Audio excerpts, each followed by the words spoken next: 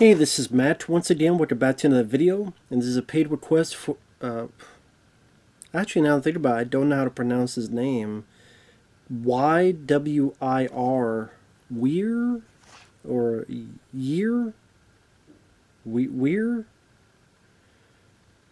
Yeah, I'm not sure, so I apologize. But it's Ywir that wanted me to talk about Kids in the Hall Brain Candy from 1996. Now, for anyone that wants to request any type of videos, review, re-review, thought streams, commentaries, video game playthroughs, topics, reactions, whatever the case may be, feel free to send it. I'll get to it as soon as I possibly can. And for those who sent them, thank you. I do appreciate it. Try to get them out as soon as I possibly can. But this is a movie that I might have seen once back in the day, but to be honest, I didn't remember anything about it. And to be honest, I barely remember much about Kids in the Hall in the first place, which was a sketch comedy show that was popular for a bit.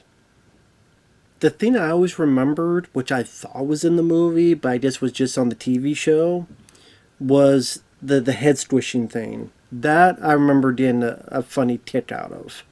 I squish your head, I squish your head. I remember doing that. Like I saw that a little bit, so I would do it like, I squish your head, I squish your, just doing that a bit. Like, I squish your head.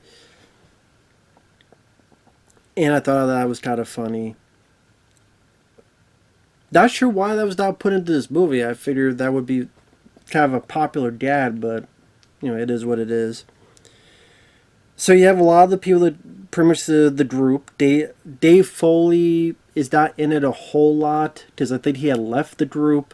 He was on the TV show News Radio, but I guess part of the contract he had to do this film. So he's in it for bits and pieces, but not as much as the others. The others are Bruce Pacala, Tim McDonald, Mark McKinney, and Scott Thompson.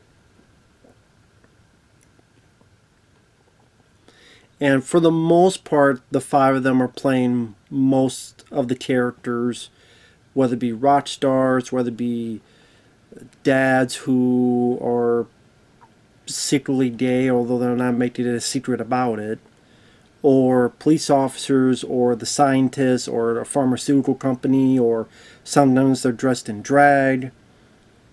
And the plot of the film is scientists, in particular Tim McDonald, they're creating this drug which is Gleamanex, which is supposed to be a big antidepressant. I guess this is a time when Prozac was really getting into the atmosphere of the public, of who's consuming this product, and is this a good thing to consume, and is this really the way to go, the possible dangers of that, maybe something to make fun of, have a satiric edge on. And I was actually surprised by some of the camera work. Like the beginning has this dreamlike camera work where it's swirling everywhere, swirling around to a multitude of characters. Now I'm not sure, maybe a lot of these characters were on the show. Like there's a taxi cab who's always grumpy, and there's a rock star, and then there's the groupies. One's like putting cigarettes out on her arm. The rock star that's always depressed and hates everything. I mentioned the dad character. There's a psychologist that Dave Foley plays. And this German guy's talking, and then Dave Foley goes, "I'm sorry, I don't speak German." So it's like we're getting to a lot of characters. Almost like, wait, who's the main character? Who are we following? Like, until ultimately it's Tim McDonald. And they're testing these on not only animals, but on this older woman. Well, woman's played by a guy, but it's supposed to be a woman. And I guess what this drug does is it makes you remember like your happiest memory. And in a way, like you're still doing your everyday thing, but chemically the endorphins of that happy moment still continues.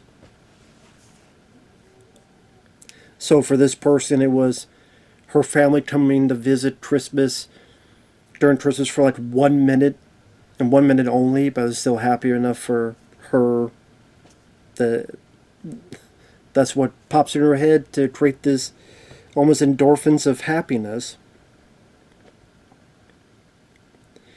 So this pharmaceutical company is really liking what they're seeing, so they want to push this out, even though it hasn't been thoroughly tested. Tim McDonald, so that him and his team still have a job, pushes the drug out. It becomes very popular. People are taking the drugs, people are being happier. And then they kind of didn't know where to go with the third act. So like, well, yeah, I guess there's a side effect months later. People go into comas. Then we're not quite sure what to do. So Tim McDonald kind of tells the press about it. There's a bit of an argument.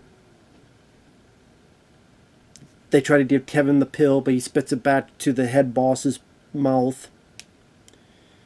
And then it ends with pretty much the scientists are in a bunker, like underground, trying to create an antidote for this stuff. And they do, but it's going to take a while to get to everybody. And it kind of goes from there. I guess there was a work print, and there's originally going to be a bit more of a different ending, where it's like this terrorist group comes in and does certain things, but people didn't seem like they had the right vibe to it and consistent tone. This is one of those films I definitely think it would help if you knew more about Kids in the Hall. But as a guy like me that really didn't grow with them that much, other than the squishy hit, and then that was one of the few things that's not in the movie. So I was at times it was a bit lost to what was going on. I mean, the actors were definitely comfortable with each other because they had been doing this for a while. It's not a long film. It's like an hour and 20-some minutes. Had enough of a silly air about itself that you're not supposed to take it seriously. And there were moments that did make me chuckle. There are moments that did make me laugh. So it wasn't like a horrible time watching it. For example, the dad who is obviously gay and his family even knows it. But he's the only one that is in denial. And he literally also goes to that Dave Foley psychologist guy where Dave Foley literally just tells him, "You're gay. Everyone knows you're gay, even the dog knows you're gay." And then after he takes the pill, him and everybody start this song and dance. That swear guy seems like he would fit in South Park. Well, I actually see South Park doing the same thing, but they did it before South Park, where they're dancing and people are cartwheeling. "I'm gay. He's gay. Yep, I'm gay. I'm gay. He's gay." That I thought was kind of funny. The way that was set up, the way that was executed and acted. I thought the guy who played the boss, I forget which one he is, because again, I'm not familiar with this cast of people. I think Kevin McDonald, I remember vaguely from National Lampoon's Senior Trip. I think he was in that. Dave Foley, I've seen in a few movies here and there. He was in Postal. He was in My Boss's Daughter, which I reviewed not too long ago. Bruce McCullough, I know I've seen him in other stuff. I don't think the others I've seen in other stuff, Mark McKinney or stuff. I might not. Maybe I did. I just forgot about him, don't recognize him. But the guy who plays the boss, I thought he was kind of funny. He had moments where, for example, he was at this meeting about this proposal, and he finally tells his whole team about it.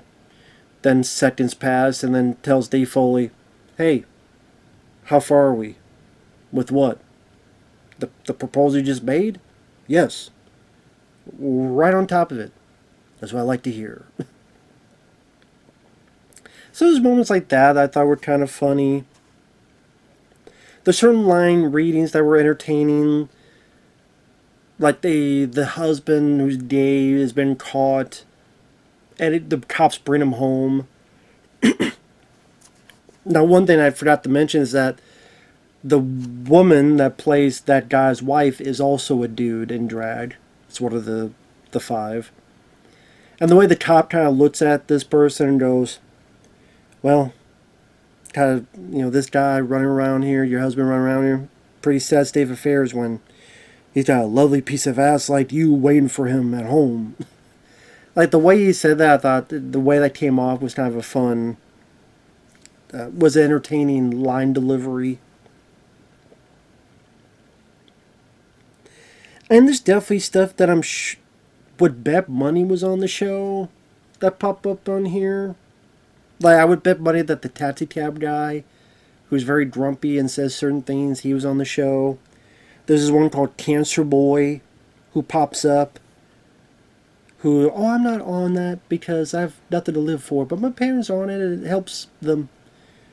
And my brother was born with his heart on the outside of his body. He's in one scene that I believe caused some controversy. I think the studio wanted that bit cut out, but Kids in the Hall is like, nope. Now they feel that affected the company marketing the film, but I don't know.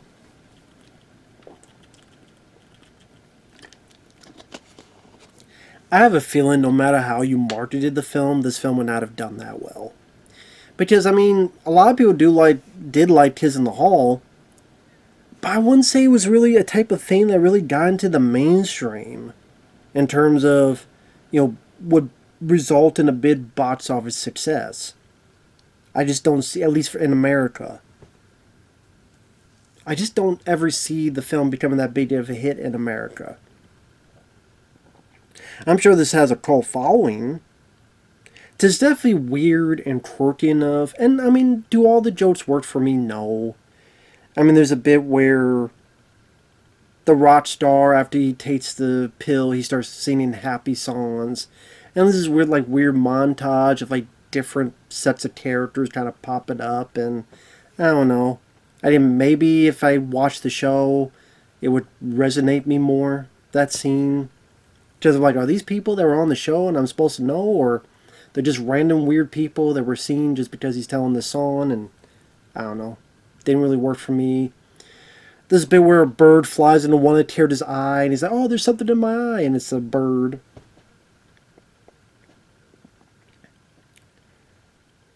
I would say, weirdly enough, the funny bit that made me laugh was probably one of the more simple ones, where the boss and Tim McDonald are fighting. It's like, get that finger on my face. Hey, don't you put that finger in my face. Oh, did you figure out my face? No, you get that figure out of my face. Well, how did you figure out your own face? Like that, the way that was done, it's simple, but it's funny, and yet they're so serious about something so goofy, but again, it's just how intense and serious they are about it, just made me laugh. I just in that simple state of affairs, the guy's like, oh, squish your head. Which I did. I kind of wish that was in the film.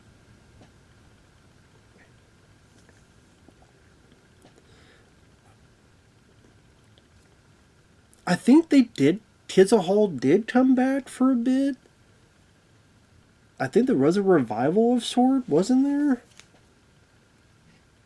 I have to look that up real quick. Sorry about looking it up on the phone. Yeah, 2022. Return from the Dead with a reboot of their groundbreaking sketch series.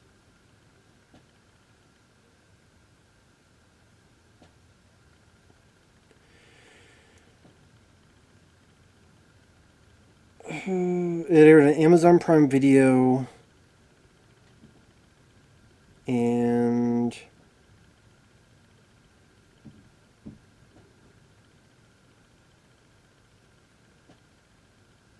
I'm trying to see. I'm looking at this picture, trying to find where Dave Foley's at. It says Dave Foley's in this. I can't. Oh, okay, he's at the bottom there. Never mind. Had 8 episodes. And apparently, Catherine O'Hara had an appearance. Kenan Thompson, Will Forte, Eddie Izzard, Mark Hamill. Did his pants fall down in this one? If you don't know what I'm talking about, just type up Mark Hamill pants falling. That guy's turned to a sad sack of shit, Mark Hamill. I'm sorry, but I'm not sorry. I'm just speaking my honest opinion. Mark Hamill's he's become such a fucking dumb bitch. He really has. He's become an embarrassing fool. He was doing an award show and it had a wardrobe malfunction where his fucking pants fell down. What the fuck? How senile has he gotten? Jesus H. Christ. Sorry, I know that's random, but goddamn, Mark Hamill. Maybe you need this fucking pill that's in this fucking movie. That's what he needs. Gleemonex. Give him that fucking pill. Going about, I guess years ago he was asked, well, I mean, Luke, maybe he's gay. Who gives a shit? Shut the fuck up, Mark Hamill. God damn it. Yeah, there's a funny review. If you want to look up Siskel and Ebert, they reviewed this where Gene Siskel was talking about how much he was having fun. And then Roger Ebert's like almost dumbfounded that Siskel liked it. So he says, this is awful, terrible, dreadful, stupid, idiotic, unfunny, labored, forced, painful, bad. That's a funny review. Just check that out. That's pretty funny. But yeah, this did not do well. It had an $8 million budget. It only made $2 million. So it didn't make anything at all. Yeah, the original ending.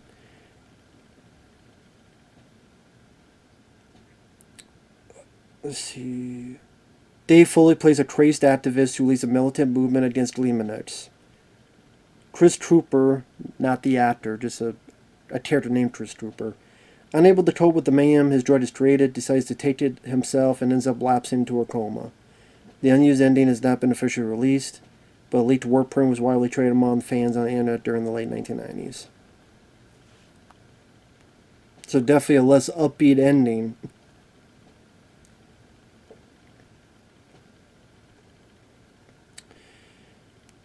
Yeah, The Kids in the Hall was from 1989 to 1995 on CBC in Canada. Appeared on CBS, HBO, and Comedy Central in the U.S.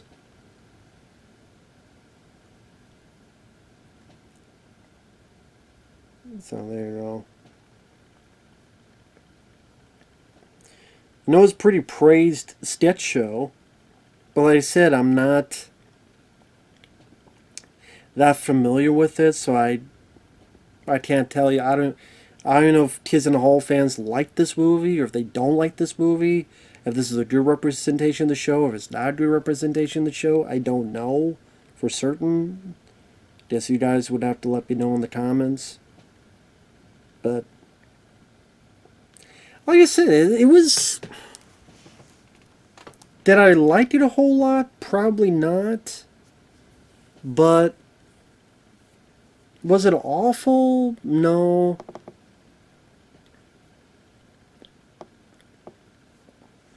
I wonder if the humor works better on a sketch comedy front where it's various amount of stories and the much shorter elements. It's kind of like an SNL movie. Very rarely can those ideas flourish in a feature-length running time. Like Wayne's World was one of the few exceptions. But, Another Roxbury I didn't hate, but I don't know if it really needed a movie. Same with Superstar. Didn't care about the Ladies' Man.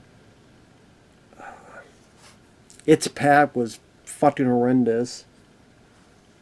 I would say I like this more than those. Other than Wayne's World, I love, but I could probably watch this over Superstar or The Ladies' Man or It's Pat. Stuart Saves His Family Remember Not Minding that one. So I'll probably put that above this. Wayne's World I'll put above this. Wayne's World 2, I was never big on, so I don't know. But anyway,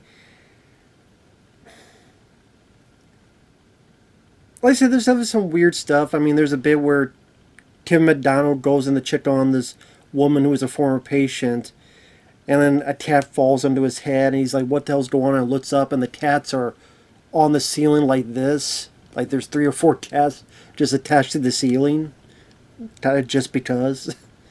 So there's definitely some weird bits. There's these 2 cops, and one of them mentions this thing about toast fucking, and the other guy's like, "What?" Yeah, that was on the news about you people who fuck toast or get fucked by toast. And he's like, the other guy's like, no, it was about this pill. Well, maybe it was just a dream. Oh, Brendan Fraser has a cameo in this. Almost forgot.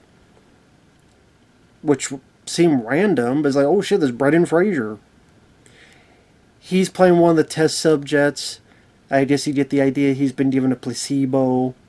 He says, well, my face tells me it's sugar. But he's forced to take the placebo even though he knows it's all bullshit. Makes me wonder how Brendan Fraser got to be a part of it, because, I mean, at this point, he would have been known, what, for Encino Man, maybe? School Ties? I mean, this is before The Mummy and other stuff, so yeah, interesting to see Brendan Fraser. And I think Janine Garofalo was in it, but she's not really given a character name, and her stuff might have been cut out. There seems to be a lot for Janine Garofalo's career, where she's either in bit parts like The Cable Guy, Dogma, she had a bit part in, or like she didn't really get much substantial roles. Except maybe The Truth Behind Cats and Dogs. I know at one point Kevin Smith said that he thought he should have cast her as the lead in Dogma, which actually I thought that would have been an interesting choice. I mean, the sad thing is Janine Garofalo, she wasn't really looked at as the... They either want the I'm sorry, she's not a good-looking lady, so they kind of judge her more harshly that way, so they put her just bit parts and not bigger roles. I'm sorry, I'm just calling it like I see it. But, you know, it is what... Anyway, she doesn't really have much to do in this. I would say overall I didn't mind if... I wasn't big on it, but at the same time I didn't hate it. So I would say I'm in the middle. Like, I would say I'm more in the middle. I'm kind of 50-50 on it. It was short enough. It's way better, you know, movies like... What was that one I saw recently again? The Pest. I think of like 90s comedies. Like that, which is horrendous. But, you know, there's better I saw. Tommy Boy, Black Sheep, Wayne's World... Billy Madison, Happy Gilmore, Wedding Singer. I'm talking about like this time period of the 90s. Ace Ventura, Pet Detective, Dumb and Dumber. So this early mid 90s comedies. Friday. You know, there's more, it's in the middle for me. It is what it is. I could take it or leave it. So with that said, thanks for watching, take care, and we'll see you guys later. Bye-bye for now.